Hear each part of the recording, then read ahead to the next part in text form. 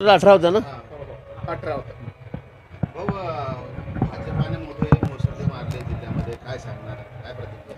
नाही, जळगाव जिल्हा हा भाजपचा बालेकिल्लाच आहे आणि महायुतीचाही बालेकिल्ला आहे. आपण बघितलं 18 जागा, 18 नगर परिषदा नगरपंचायतीच्या निवडणुका या ठिकाणी जळगाव जिल्ह्यामध्ये होत्या. त्यापैकी 12 नगराध्यक्ष हे भाजपचे निवडून आलेले आहेत. 6 ठिकाणी आमचे मित्रपक्ष आहेत, शिवसेना त्यांचेच नगराध्यक्ष या ठिकाणी निवडून आलेले आहेत. आणि म्हणजे 12 आणि 6 18च्या 18 ठिकाणी आमचा विजय या ठिकाणी महायुतीचा झालेला आहे. इथे कुणालाही मी आधी सांगितलं, उबाटा असेल का शरद पवारांची राष्ट्रवादी काँग्रेस असेल का काँग्रेस असेल, यांचं खातंसुद्धा उघडणार नाही.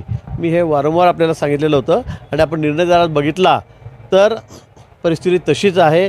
कोणीही विरोधी पक्षाचं महाविकास आघाडीचं या ठिकाणी निवडून आलेलं नाही. एकंदरीत मुक्ताईनगरचं बघायला गेलं तर केंद्रीय मंत्री आणि पराभव पाहायला मिळत आहे.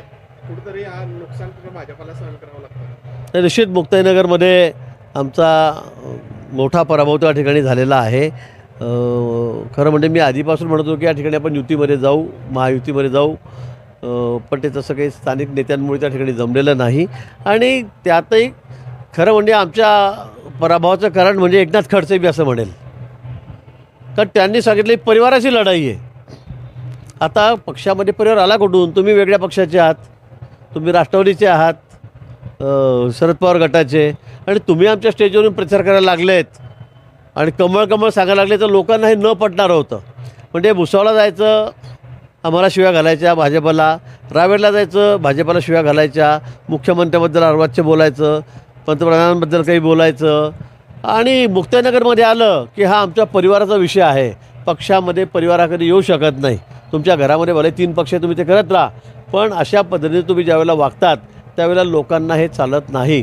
आणि आता खडसेंचं दुकान सांगतो मी एकदम बंदच झालेलं आहे. कुठं काय त्यांचं? दूध संघामध्ये होते, चेअरमन होते, त्यांच्या पत्नी पडल्या, बँकेमध्ये मुलगी होती ती घरी गेली. या ठिकाणी तुमच्या कोथळी गावामध्ये मी पुन्हा सांगेल, भाजपचा अध्यक्ष त्या ठिकाणी आहे, सरपंच त्या ठिकाणी आहे, बोदवड नगरपालिका आहे त्यांच्या मतदारसंघात, मुक्ताईनगर मतदारसंघात, तीसुद्धा त्यांची नाही, ती भाजप सेनेची त्या ठिकाणी आहे. तुमचं आहे काय? 2 वेळा मुलगी उभी राहिली, तीसुद्धा जोरात पडली. तुमचं आहे काय?